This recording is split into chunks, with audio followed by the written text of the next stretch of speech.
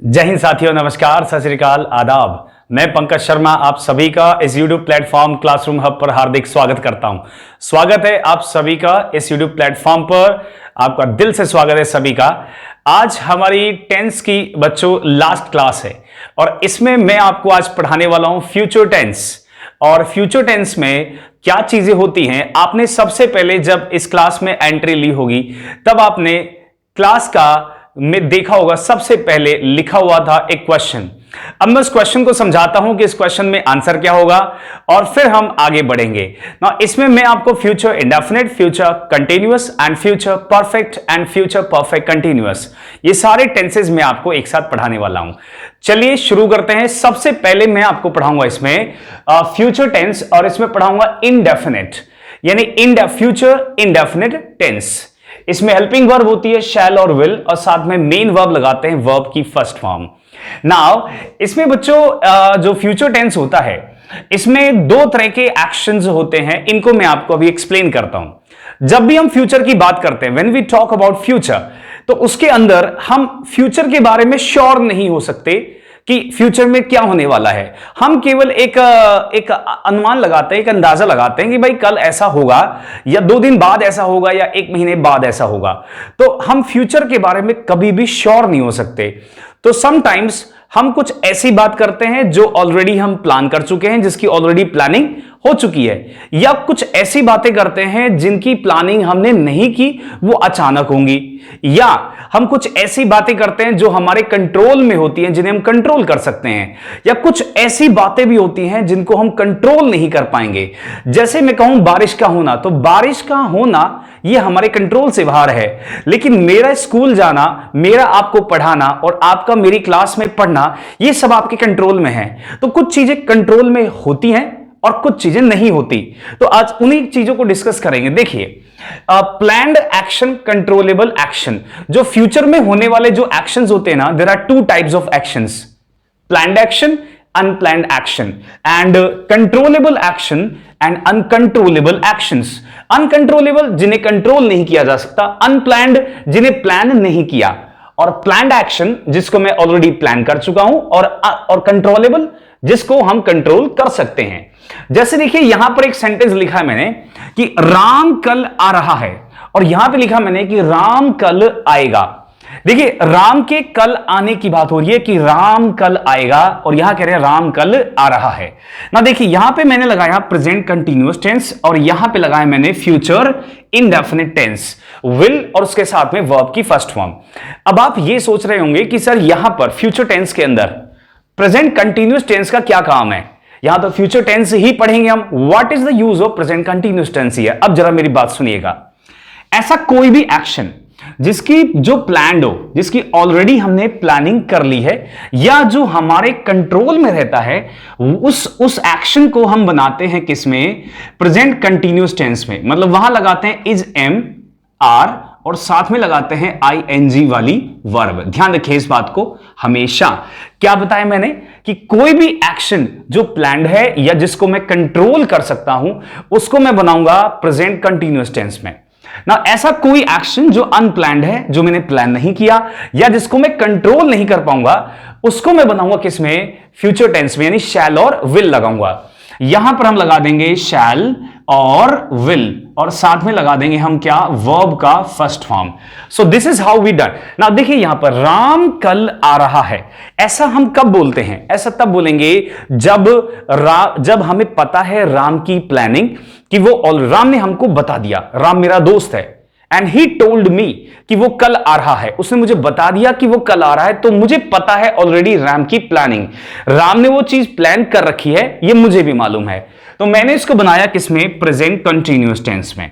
अब देखिए राम कल आएगा, ऐसा सेंटेंस हम कब बोलेंगे? जब राम की प्लानिंग मुझे नहीं पता, या अभी तुरंत, अभी जस्ट जब मैंने बोला, मुझे अभी पता चला कि राम कल आने वाला है, यानी प्लान्ड नहीं था, बिना प्लानिंग के, बिना प्लान किए राम के कल आने की बात कर रहे हैं, और यहां पर ऑलरेडी राम प्लान कर चुका है आने का, तो उसको मैंने बनाया इसमें और यहां पे लगाया फ्यूचर टेंस। ना देखिए अब आप कहेंगे कि सर राम कल आ रहा है, राम कल आएगा, इनमें ज्यादा फर्क नहीं है, ज्यादा डिफरेंस नहीं है। बिल्कुल बच्चों, ऐसा कोई भी डिफरेंस नहीं है इनमें।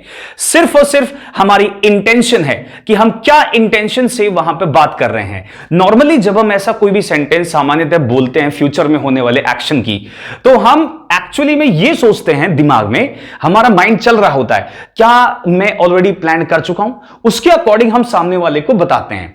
जैसे सपोज कीजिए कि मैंने प्लान किया कि इस बार जो सैटरडे संडे आएगा उस दिन हम बाहर घूमने जाएंगे, ठीक है। ये मैंने अभी सोचा है, तो मैंने बोला भाई इस बार जो सैटरडे संडे आएगा वो हम घूमने जाएंगे। अब एक दिन बाद मैं किसी से बातें कर रहा हूं और उन्होंने कहा कि भाई इस बार सैटरडे संडे को आपका क्या प्लान है। तो मैंने कहा भाई हम तो घूमने जा रहे हैं, इस बार सैटरडे संडे घूमने जा रहे हैं। ध्यान से सुनिएगा, मैंने उस व्यक्ति से बोला कि हम घूमने जा रहे हैं। कब? अगले दिन, एक दिन बाद उसने जब मुझसे पूछा। तो इसका मतलब मैंने ऐसा क्यों बोला, क्योंकि मैं एक दिन पहले प्लान कर चुका हूं सैटरडे संडे घूमने जाने का। तो मैंने उसे कहा कि हम तो सैटरडे संडे घूमने जा रहे हैं। तो उसने कहा कि अच्छा। मैंने पूछा भाई तुम कहां जा रहे हो? तो बोला कि अभी तक तो प्लान हमने किया नहीं है, लेकिन आप बताओ हम कहां जाएं। तो मैंने उससे बोला कि तुम शिमला घूमने जाओ। तो उसने बोला ठीक है हम शिमला घूमने जाएंगे। वो क्या बोलेगा मुझसे? हम शिमला घूमने जाएंगे। क्या वो उसी वक्त क्या ये बोल सकता है ठीक है हम शिमला घूमने जा रहे हैं? नो, वो उस वक्त बोलेगा कि ठीक है हम शिमला घूमने जाएंगे, क्योंकि उसने और पहले से प्लान नहीं किया हुआ। जब हमारे बीच में बातें हो रही हैं तब उसने वो प्लान किया कि चलो हम भी घूमने जाएंगे कहीं। उसी वक्त किया प्लान, ऑलरेडी प्लान नहीं था, लेकिन मेरी प्लानिंग एक दिन पहले हो गई थी। तो मैं बोलूंगा, अगर वो मुझसे पूछता है कि भाई कहां जा रहे हो, तो मैंने पूछा भाई कहीं बाहर घूमने जा रहे हैं सैटरडे संडे को, क्या प्लान है। तो इस तरह से बच्चों ऑलरेडी अगर कोई चीज आप प्लान कर लेते हैं तो आप उसमें प्रेजेंट कंटिन्यूअस टेंस लगाते हैं। बात समझ में आ गई? और अगर कोई चीज प्लान्ड नहीं है, बिना प्लान किए आप अचानक से फ्यूचर में होने वाले एक्शन की बात करोगे, तो उसको बनाएंगे हम फ्यूचर इंडेफिनिट टेंस के अंदर। इसको हम एक और चीज से समझ लेते हैं। जैसे मैंने यहां पे एक सेंटेंस लिखा, तो यहां पे लिखा मैंने Ram fill in the blank tomorrow, और मैं यहां पे अब आपको ऑप्शन दे रहा हूं will come and is coming. ये दो ऑप्शंस मैंने लिख दिए। ये है फ्यूचर इंडेफिनिट और ये है प्रेजेंट कंटिन्यूअस टेंस ना। आप सोचिए कि यहां पर विल कम आएगा, राम विल कम टुमारो, या यहां पर आएगा Ram is coming tomorrow. Understand? बताइए what will be the answer, A या फिर बी? जल्दी से कमेंट बॉक्स में डालो फटाफट, मैं कमेंट चेक करूंगा सबके। Now what will be the here, will come और इज कमिंग? राम आएगा, राम कल आएगा या राम कल आ रहा है? बताइए। अब आप बोलोगे सर हमें कैसे पता, हमें तो आइडिया ही नहीं है कि वो प्लान कर चुका है या वो प्लान नहीं किया है। हम कैसे बता सकते हैं इस सेंटेंस से कि प्लान किया है या नहीं किया है? चलिए अब मैं समझाता हूं। देखिए, अगर उसने इस तरह का क्वेश्चन हमको एग्जाम में दिया जहां पर उसने हमें ऑप्शंस दिए, दो, कितने ऑप्शंस? दो ऑप्शंस। एक में लिखा है फ्यूचर इंडेफिनिट और दूसरे में लिखा है क्या? Present continuous. आप बस इतना सा देखना कि क्या वो जो एक्शन है क्या वो कंट्रोलेबल है। बात समझ लो मेरी, वो जो एक्शन है आने का, क्या उसे कंट्रोल किया जा सकता है? यानी क्या हमारे बस की बात है उसे रोकना या उसे होने देना? चलिए देखते हैं। राम के कल आने की बात हो रही है, तो क्या हम राम को रोक सकते हैं आने से? हां, हम कोशिश कर सकते हैं उसको रोकने की, और हो सका तो इतनी कोशिश कर देंगे कि उसे रोक ही दे। बिल्कुल, ये कंट्रोलेबल है। इस एक्शन को रोकना या होने देना हमारे बस की बात है। बात समझ में आ गई क्या? ठीक है, तो हमें यह चीज पता चल गई कि ये कंट्रोलेबल है। ठीक है, कंट्रोलेबल है तो यहां पर फिर क्या आएगा? Present continuous tense. बात समझ में आ गई क्या? अगर कभी भी आपको फ्यूचर इंडेफिनिट और प्रेजेंट कंटिन्यूअस टेंस दोनों ऑप्शंस में आ जाएं, तो आप ये देखना, क्योंकि हमें ये तो पता चलेगा नहीं कि वो प्लान्ड है या फिर वो अनप्लान्ड है, इससे हमें पता ही नहीं चल रहा। हम ये देखेंगे कि वो कंट्रोलेबल है या अनकंट्रोलेबल है। क्या मैं उसे कंट्रोल कर सकता हूं? अगर कर सकता हूं कंट्रोल, तो मैं प्रेजेंट कंटिन्यूअस टेंस लगाऊंगा, फ्यूचर इंडेफिनिट टेंस नहीं आएगा इधर।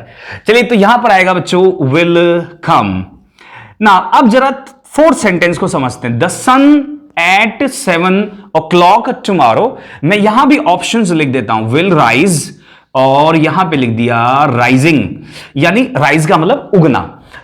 जो सूर्य है वो कल 7 बजे उगेगा या उग रहा है ना। मुझे बताओ, यहां पर जो सन के उगने की बात हो रहे हैं कल की, कि हमने बोला कि भाई कल सुबह सूरज 7 बजे उगेगा, ये हमने एक अंदाजा लगाया, श्योर तो नहीं है इसमें, हम अंदाजा लगाया, ठीक है।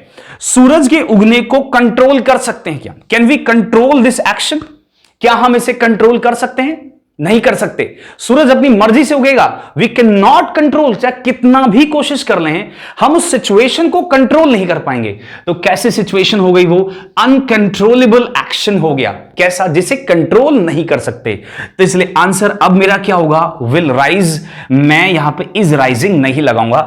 आपको इन दोनों एग्जाम्पल से समझ में आ गया होगा कि अगर future indefinite and present continuous tense, अगर ये दोनों ऑप्शंस में दिए जाएं तो कौन सा चुनेंगे? आपको क्या याद रखना है? Controllable action and uncontrollable action. बात समझ में आ गई क्या? एक बार कमेंट बॉक्स में डाल दीजिए, यस सर हमें समझ में आ गया है। चलिए अब बात आती है, एक बार नंबर 5 सेंटेंस को पढ़ते हैं। The examinations are starting on Monday. चलिए, जो परीक्षाएं हैं वो मंडे से शुरू हो रही हैं। Can we control this? क्या ये कंट्रोलेबल है? परीक्षाएं मंडे से शुरू हैं, तो क्या इसे हम कंट्रोल कर सकते हैं? देखो, परीक्षाओं के एक सामान्य व्यक्ति के बस की बात नहीं है एग्जाम को कंट्रोल करना। एग्जाम जैसे कोई डेट आ गई, ठीक है, तो उस दिन अगर जैसे मान लीजिए कोरोना वायरस जैसा कोई अगर नहीं है बीमारी वगैरह, मतलब कोई बहुत महाआपदा नहीं आ गई, तो हम उसे कंट्रोल नहीं कर पाएंगे, वो होके रहेगा। आपके और मेरे बस की बात नहीं है कि मंडे से एग्जाम चालू हैं, तो क्या मैं ये कह सकता हूं प्रिंसिपल से जाके कि सर मैं अभी मेरी प्रिपरेशन पूरी नहीं हुई, मेरी तैयारी है ही नहीं सर, मैं अभी मुझे 1 हफ्ते का टाइम और दो, 1 हफ्ते बाद आप ना फिर चालू कर लेना, अभी थोड़ा सा रुक जाओ, 1 हफ्ता प्लीज और रुक जाओ। ऐसा नहीं होता कभी भी, यानी वो कंट्रोल से, यानी कभी कोई एक्सेप्शन, कोई अपवाद होगा, ऐसा कभी कोई एक्सेप्शन या कोई अपवाद के रूप में हम एग्जाम को होने से रोक सकते हैं, कंट्रोल कर सकते हैं। बाकी एग्जाम हमारे कंट्रोल से बाहर ही होगा, तो मैं ये मान के चलूंगा कि ये गलत है। क्या है? गलत है, ठीक है। और यहां पे आएगा द एग्जामिनेशंस विल स्टार्ट, यानी फ्यूचर टेंस आएगा, future indefinite, will start on Monday, Monday को शुरू होंगे। ये दोनों सेंटेंस आपको समझ में आ गए, ये भी समझ में आ गया। अब जरा फर्स्ट और सेकंड सेंटेंस को समझ लेते हैं। देखो, हिंदी से तो मैंने आपको समझा दिया, लेकिन अगर वहां पे राम विल कम टुमारो आ गया या राम इज कमिंग टुमारो आ गया, तो सर हमें यह कैसे पता चलेगा कि कौन सा सही है और कौन सा गलत है? राम इज कमिंग टुमारो इसमें और राम विल कम टुमारो, इसमें पता ही नहीं चल रहा कि प्लान्ड एक्शन है या फिर वो अनप्लान्ड एक्शन है।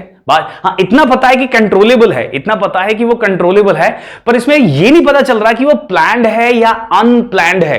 तो बच्चों ध्यान रखना कि अगर वो ऑलरेडी सेंटेंस में इस तरह से बना के दे दे हमको कि Ram will come tomorrow and Ram is coming tomorrow, तो दोनों को सही मानना है, दोनों को। बिकॉज सिर्फ इतना सा इसमें कुछ ऐड होना चाहिए था, कुछ और भी अगर इंफॉर्मेशन वो हमको देता जिससे हमें यह पता चलता कि अनप्लैंड है या फिर वो प्लैंड है, तब हम डिसाइड करते। लेकिन अभी इससे कुछ पता नहीं चल रहा है, इसलिए हम दोनों को ही क्या मानेंगे? दोनों को ही करेक्ट मान के चलेंगे। अब बढ़ते हैं फ्यूचर इंडेफिनिट टेंस के नेक्स्ट कॉन्सेप्ट की ओर। चलिए, फ्यूचर इंडेफिनिट टेंस का यूज हम केवल और केवल फ्यूचर में होने वाले किसी सिंपल एक्शन को बताने के लिए करते हैं। जैसे मैंने कहा कि मैं खाना नहीं खाऊंगा, तो ये मैंने अभी डिसाइड किया और कहा कि मैं खाना नहीं खाऊंगा। या फिर मैंने कहा कि मैं आज रात को नहीं पढ़ूंगा, मैं एक मूवी देखूंगा। या मैं कहा कि मैं आज रात को मोबाइल पर 2 घंटे पबजी खेलूंगा। यानी मैं फ्यूचर में क्या एक्शन करने वाला हूं या मैं क्या करूंगा, ये मेरी जो इंटेंशन है, मेरा जो इरादा है, जब मैं किसी को बताऊंगा तो वहां पे हम फ्यूचर इंडेफिनिट टेंस का यूज करते हैं। देखिए इसका स्ट्रक्चर क्या है। इसका जो पॉजिटिव स्ट्रक्चर होता है, इसमें सबसे पहले सब्जेक्ट लगाते हैं, फिर शैल, फिर विल और फिर वर्ब की फर्स्ट फॉर्म। अगर वो नेगेटिव स्ट्रक्चर है तो शैल विल के साथ नॉट लगा देते हैं और फर्स्ट फॉर्म। अगर इंट्रोगेटिव है तो सब्जेक्ट से पहले शैल विल और सब्जेक्ट के बाद वर्ब की फर्स्ट फॉर्म। या अगर वो WH वर्ड से बनाया है, किससे? WH वर्ड से, तो पहले WH वर्ड फिर helping verb, subject and then verb की फर्स्ट फॉर्म। जैसे मैंने कहा कि I shall go to college, I shall go to college, मैं कॉलेज जाऊंगा कल। तो ये मेरी एक इंटेंशन है, मेरा एक इरादा है। जैसे मैं कई दिनों से कॉलेज नहीं गया और मैंने बोला कि मैं कल से अब कॉलेज जाऊंगा, क्योंकि मुझे अभी अभी पता चला कि भाई कल से कॉलेज में एक बहुत ही इंपॉर्टेंट लेक्चर होने वाला है। तो I will go to, sorry I shall go to college, मैं कॉलेज जाऊंगा कल। ये नेगेटिव सेंटेंस हो गया। He will not come to see you, वो तुमसे नहीं मिलने आएगा। He will not come to see you, वो तुमसे नहीं मिलने आएगा। नेगेटिव सेंटेंस है जिसमें will के बाद क्या लगा दिया? not। अब आते हैं, देखो आगे, will they help me, क्या वो मेरी मदद करेंगे? क्या वो मेरी मदद करेंगे? एक इंट्रोगेटिव सेंटेंस है और हेल्पिंग वर्ब से शुरू किया, सब्जेक्ट लिखा, वर्ब की फर्स्ट फॉर्म लगाई। मैं इसको ऐसे कुछ और भी, आप बहुत सारे इंट्रोगेटिव सेंटेंस बना सकते हो ऐसे, जैसे will she help me, क्या वो मेरी मदद करेगी? क्या वो मेरी मदद करेगा? विल ही हेल्प मी, क्या वो खाना खाएगी? विल शी हैव फूड, क्या वो पढ़ाई करेगी? विल शी स्टडी, क्या वो एक लेटर लिखेगी? Will she write a letter. तो यहां पे अब आते हैं WH वर्ड पे। What will Ram eat, Ram क्या खाएगा? जैसे मैंने कहा कि वॉट विल यू ईट, आप क्या खाओगे? या मैंने कहा कि वो क्या करेगा अब, what will he do now. तो हम WH वर्ड से बना सकते हैं या हेल्पिंग वर्ब से बना सकते हैं, सिंपल फ्यूचर में होने वाले किसी भी सिंपल एक्शन को बताने के लिए। अब आते हैं फ्यूचर कंटीन्यूअस टेंस पर। इसमें लगाते हैं शैल और विल और साथ में लगाते हैं बी और साथ में लगा देते हैं ING वाली वर्ब। ध्यान रखिएगा, ये बहुत इंपॉर्टेंट है ये वाला पार्ट। शैल और विल के बाद में क्या लगाएंगे? बी लगाएंगे। फ्यूचर कंटीन्यूअस टेंस में क्या लगाएंगे? शैल विल के बाद में बी और ING वाली वर्ब। ना इसका जो स्ट्रक्चर है, इसका जो पॉजिटिव नेगेटिव, इनका जो स्ट्रक्चर है वो सेम है जो प्रत्येक टेंस में होता है। पहले आएगा सब्जेक्ट पॉजिटिव नेगेटिव में, फिर लगा देंगे हम हेल्पिंग वर्ब। हेल्पिंग वर्ब क्या होगी यहां पे? शैल और विल। फिर उसके बाद लगा दूंगा मैं बी। लेकिन जब नेगेटिव सेंटेंस बनेगा तो वहां पर ध्यान रखना कि हेल्पिंग वर्ब मतलब शैल विल और बी के बीच में नोट लगाया जाता है, और कहीं नोट मत लगा देना। आप कहां पे लगाएंगे? शैल विल और बी के बीच में ना। फिर हेल्पिंग वर्ब इंट्रोगेटिव सेंटेंस में सबसे पहले लिखेंगे, फिर सब्जेक्ट के बाद बी आएगा और सब्जेक्ट के बाद बी लगाएंगे, फिर ING वाली verb. And then WH word से शुरू हो तो पहले WH वर्ड, फिर हेल्पिंग वर्ब, सब्जेक्ट बी और ING। तो इस तरह से ये एक स्ट्रक्चर होता है फ्यूचर कंटीन्यूअस टेंस का। अब जरा इस पे हम सेंटेंस को भी समझ लेते हैं। पहला पॉजिटिव सेंटेंस का स्ट्रक्चर है कि we shall be playing cricket tomorrow. इसका मतलब क्या हुआ कि हम फ्यूचर में यानी कल क्रिकेट खेल रहे होंगे। फ्यूचर कंटीन्यूअस टेंस का प्रयोग हम कहां करते हैं? जब भी कोई एक्शन फ्यूचर में चल रहा होगा हम ऐसा बोलें, मतलब श्योर नहीं होंगे हम, पर हां हम कह सकते हैं भाई ऐसा हो रहा होगा। जैसे मैं कल इस वक्त क्रिकेट खेल रहा हूंगा, तो मैंने एक अंदाजा बताया, श्योर नहीं आप, मे बी आप नहीं खेले कल, बट यू आर गेसिंग, आप एक गेस कर रहे हैं, एक अनुमान लगा रहे हैं कि भाई ऐसा हो रहा होगा। कल हम इस वक्त सो रहे होंगे, कल हम इस वक्त एक मूवी देख रहे होंगे। तो कोई भी काम एक्शन चल रहा होगा फ्यूचर में तो वहां पे लगाते हैं फ्यूचर कंटीन्यूअस टेंस। नेक्स्ट है negative sentence, Radha will be reading a book. इसमें बच्चों मैंने नॉट नहीं लिखा जानबूझ के, ताकि मैं अब आपको समझा सकूं। देखिए यहां पर विल आ गया और यहां पे बी आ गया। नेगेटिव सेंटेंस कैसे बनाते हैं? विल और बी के बीच में, यानी यहां पर ये जो जगह है यहां पर मैं लगा दूंगा नॉट। तो Radha will not be reading a book, Radha एक बुक नहीं पढ़ रही होगी, यानी राधा, हम एक बात कर रहे हैं कि ऐसा काम नहीं हो रहा होगा फ्यूचर के अंदर। अब आते हैं इंट्रोगेटिव सेंटेंस के ऊपर।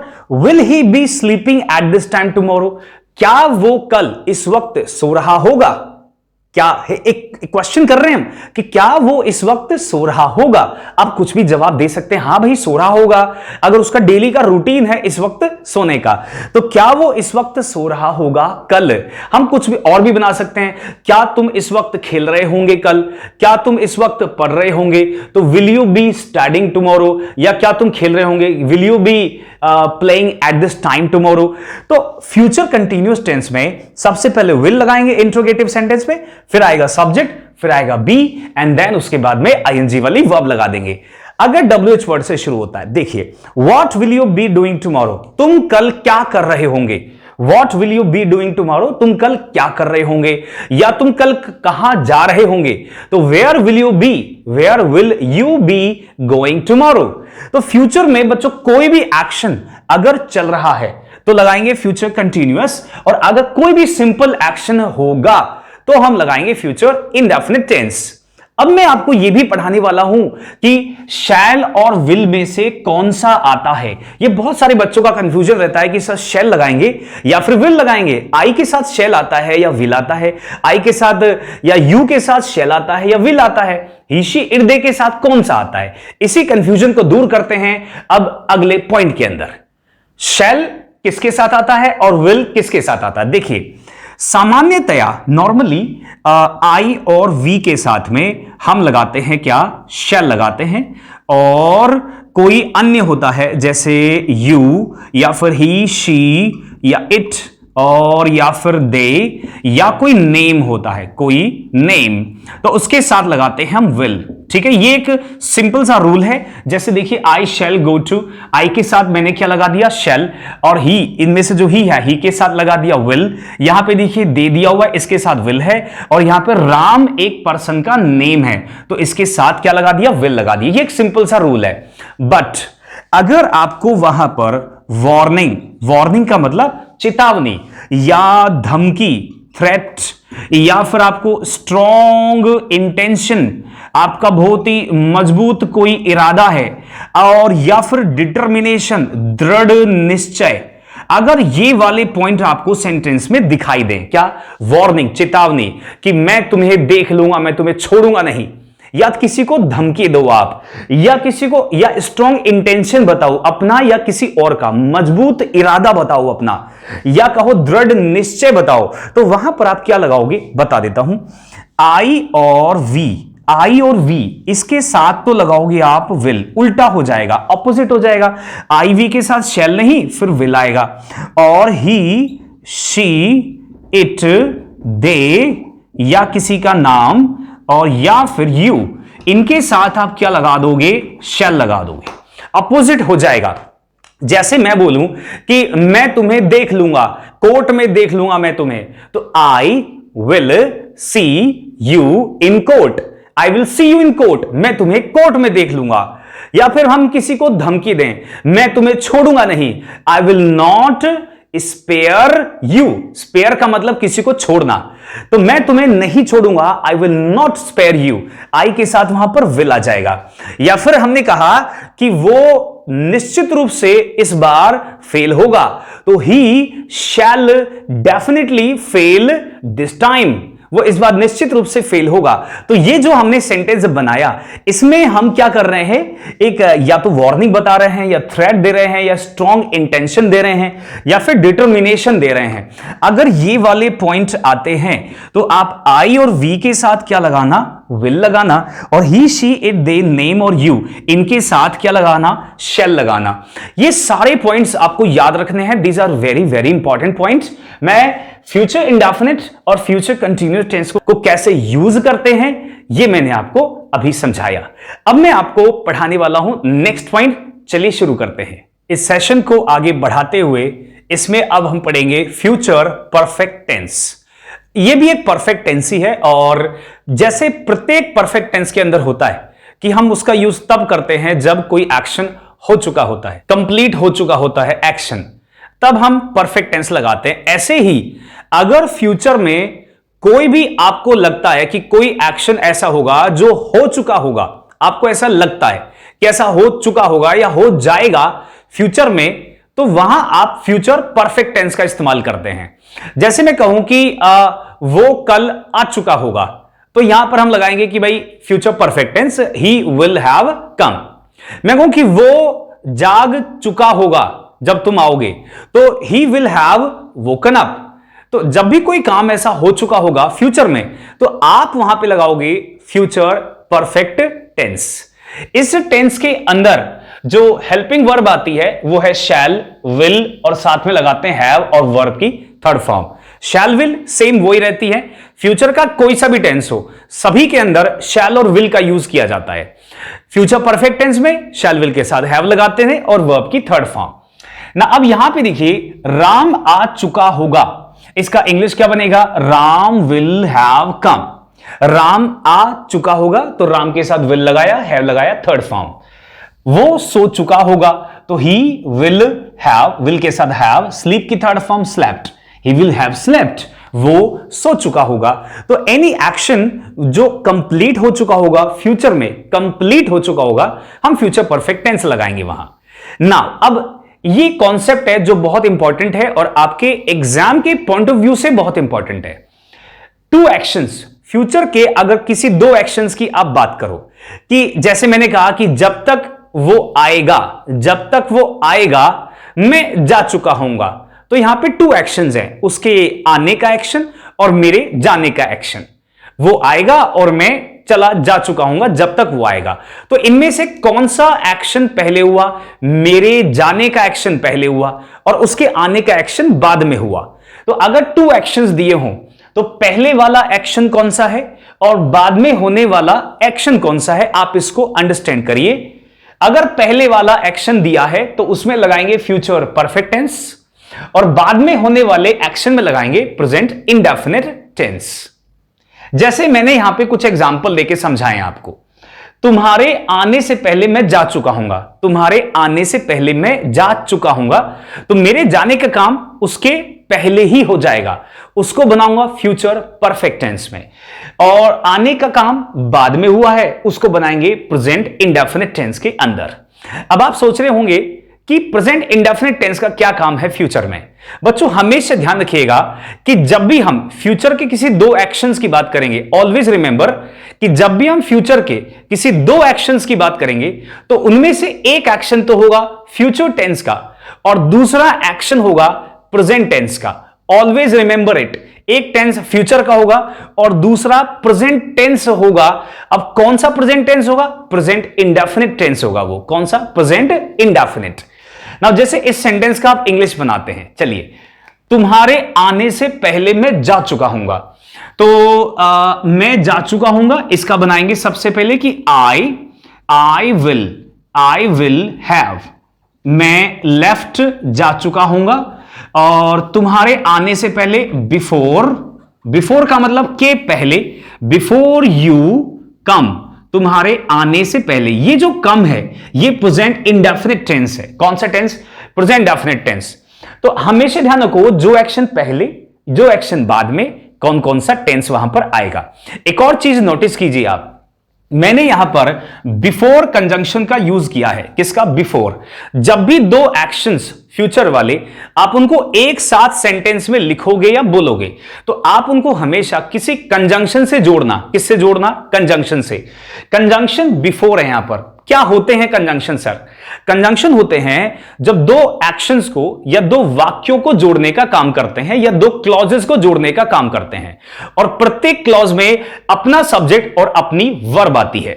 तो यहां पर बिफोर क्या है, एक कंजंक्शन है, उससे पहले वाला वाक्य ये और दूसरा वाक्य ये। पहले वाले में फ्यूचर परफेक्ट और ये जो कम है ये वर्ब की फर्स्ट फॉर्म है, प्रेजेंट इंडेफिनिट टेंस लगाया। नीचे वाले सेंटेंस को भी समझ लेते हैं।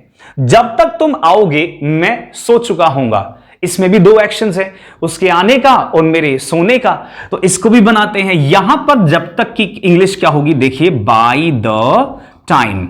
देखिए बच्चों ध्यान दीजिएगा कि जब हम किसी दो एक्शंस को कनेक्ट करेंगे फ्यूचर वाले और उनमें से एक एक्शन पहले हो चुका होगा और दूसरा बाद में होगा, वहां पर जब तक का मीनिंग क्या होगा, by the time.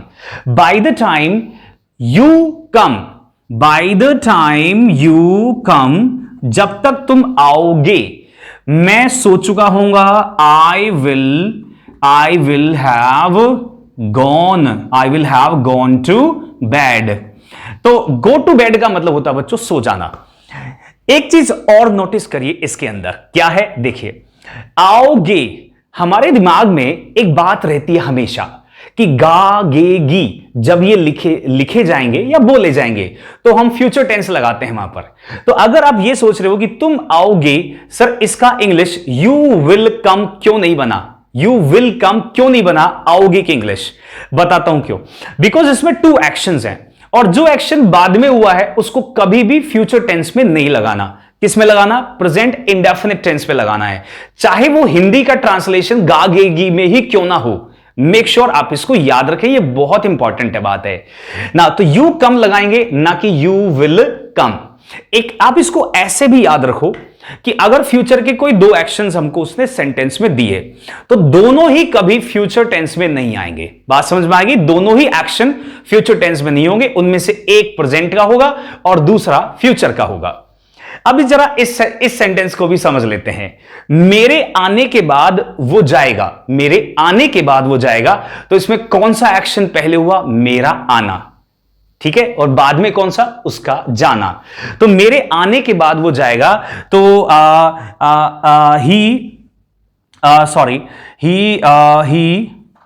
He will leave after I have come. ना अब आप ये सोच रहे होंगे कि ही विल लीव, वो जाएगा मेरे आने के बाद। ना इसमें आप सोच रहे होंगे सर जो एक्शन पहले हुआ है उसको प्रेजेंट परफेक्ट टेंस में बनाया आपने, और जो एक्शन बाद में हुआ है उसको बनाया है आपने फ्यूचर इंडेफिनिट टेंस में। ना ऐसा कैसे हो गया बच्चों, अब ध्यान दीजिए इस बात को। बच्चों ये यहां पर देखिए कंजंक्शन कौन सा है, आफ्टर।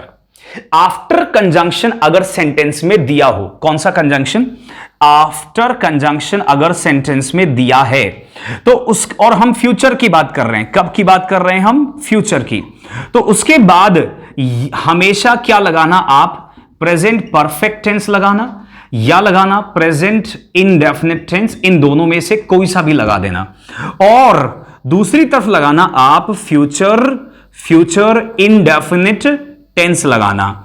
अब आप इसको ऐसे भी समझ लो कि जो एक्शन पहले होगा ये पहले वाला एक्शन होगा, कौन सा वाला, पहले वाला एक्शन, और ये होगा बाद वाला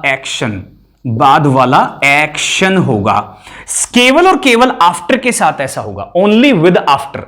अगर उसने हमको आफ्टर दिया तो वहां पर ध्यान रखिएगा जो एक्शन पहले होगा उसको बनाएंगे प्रेजेंट परफेक्ट टेंस में या प्रेजेंट इंडेफिनिट टेंस में, और जो एक्शन पहले होगा बाद में होगा उसको बनाएंगे फ्यूचर इंडेफिनिट टेंस के अंदर। आप इस बात को, बहुत इंपॉर्टेंट है, इसको अच्छे से नोट डाउन कर लेना, लिख लीजिए आप इसको, स्क्रीनशॉट भी आप इसका ले सकते हैं और इधर वाले का भी आप स्क्रीनशॉट ले लीजिए। मैं साइड में हो जाता हूं, आराम से इसका स्क्रीनशॉट लीजिए आप। तो ये बातें समझ में आ गई, पहली वाली, दूसरी वाली। यहां पर जो कंजंक्शन है ना वो बिफोर है, और यहां जो कंजंक्शन है वो बाय द टाइम है। यहां वाला कंजंक्शन क्या है, वो आफ्टर है। आफ्टर के साथ क्या लगाएंगे ये मैंने आपको एक्सप्लेन कर दिया। इट्स वेरी वेरी इंपॉर्टेंट, ये बहुत इंपॉर्टेंट है, इस बात का ध्यान रखिएगा। चलिए, तो 2 एक्शंस अगर होंगे ना, 2 एक्शंस फ्यूचर के, तो वो कभी भी ध्यान रखिएगा ऑलवेज किस में आएंगे, एक आएगा प्रेजेंट टेंस में और दूसरा होगा फ्यूचर टेंस में। वो दोनों कभी भी, दोनों के दोनों फ्यूचर टेंस नहीं होंगे। अब जरा इस चीज को समझ लेते हैं, बाई, बिफोर और फ्यूचर टाइम। ये वाला पॉइंट भी बहुत इंपॉर्टेंट है आपके एग्जाम के पॉइंट ऑफ व्यू से। क्या इंपॉर्टेंट है, अगर आपको कभी भी फ्यूचर टाइम दिया और उससे पहले बिफोर लिखा है या बाई लिखा है तो आप कौन सा टेंस लगाएंगे, फ्यूचर परफेक्ट टेंस का प्रयोग करेंगे। जैसे मैं एक सेंटेंस लिखूं कि आई विल हैव रीच्ड, मैं पहुंच चुका हूंगा बाय 5 PM, 5 बजे तक, मैं 5 बजे तक पहुंच चुका हूंगा। या फिर मैं यहां पे लिख दूं, बाय की जगह पे लिख दूं बिफोर, 5 बजे से पहले। तो अगर कभी, अच्छा मैं कह रहा हूं कि मैं 5 बजे से पहले या 5 बजे तक पहुंच चुका होऊंगा, तो यानी मैं 5 बजे जो लिखा है टाइम वो फ्यूचर टाइम है, और उससे पहले मैं बाय या बिफोर लगा रहा हूं, तो इसलिए लगा रहा हूं क्योंकि मैं कह रहा हूं कि 5 बजे तक या उससे पहले। यहां जो बाय है ना, ये इसका मीनिंग हो जाएगा तक, और बिफोर का मतलब तो यही होगा जो पहले वाला। बाय के कई मीनिंग होते हैं ना, के द्वारा, जैसे बाय का मतलब के द्वारा, तो लेकिन यहां पर बाय का अर्थ क्या होगा, तक। क्या होगा, तक, ठीक है। और फ्यूचर टाइम से पहले होगा तो फ्यूचर परफेक्ट टेंस लगा देंगे। तो दिस इज द कॉन्सेप्ट, ये पूरा कॉन्सेप्ट है किसका, फ्यूचर परफेक्ट टेंस का। अब हम पढ़ेंगे इसके बाद में फ्यूचर परफेक्ट कंटीन्यूअस टेंस के कॉन्सेप्ट को।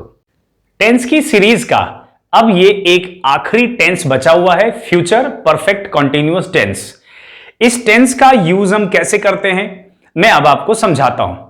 इस टेंस का बिल्कुल वैसा ही यूज है जैसा आपने प्रेजेंट परफेक्ट कंटीन्यूअस और पास्ट परफेक्ट कंटीन्यूअस टेंस के बारे में पढ़ा था, कि कोई भी एक्शन अगर पास्ट में हुआ और वो चलता हुआ आगे तक चलता रहे या किसी पॉइंट ऑफ टाइम तक चलता रहे, तो हम उसमें परफेक्ट कंटीन्यूअस टेंस लगाते हैं। प्रेजेंट परफेक्ट कंटीन्यूअस टेंस में हमने यह पढ़ा था कि पास्ट में कोई एक्शन चले और प्रेजेंट तक चलता रहे। पास्ट परफेक्ट कंटीन्यूअस टेंस में हमने यह पढ़ा था कि कोई भी एक्शन पास्ट में शुरू हुआ और चलता रहा और पास्ट में ही फिनिश हो गया, वहां पे पास्ट परफेक्ट कंटीन्यूअस टेंस लगाते हैं। और फ्यूचर परफेक्ट कंटीन्यूअस टेंस अब कब लगाते हैं, सुनिए, कि कोई भी एक्शन फ्यूचर में ही शुरू हुआ। देखिए मैं आपको एक टाइमलाइन से समझाता हूं।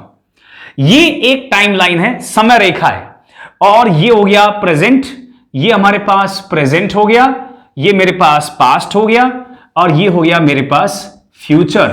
तो मेरे पास ऐसे 3 टाइम मैंने लिख दिए हैं।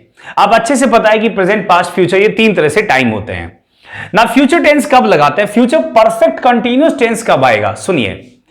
फ्यूचर में कोई एक्शन शुरू हुआ, कब शुरू हुआ, फ्यूचर में, यानी एक्शन फ्यूचर में शुरू हुआ और वो चलता रहा, और फ्यूचर में ही किसी पॉइंट ऑफ टाइम पर जाके खत्म हो गया।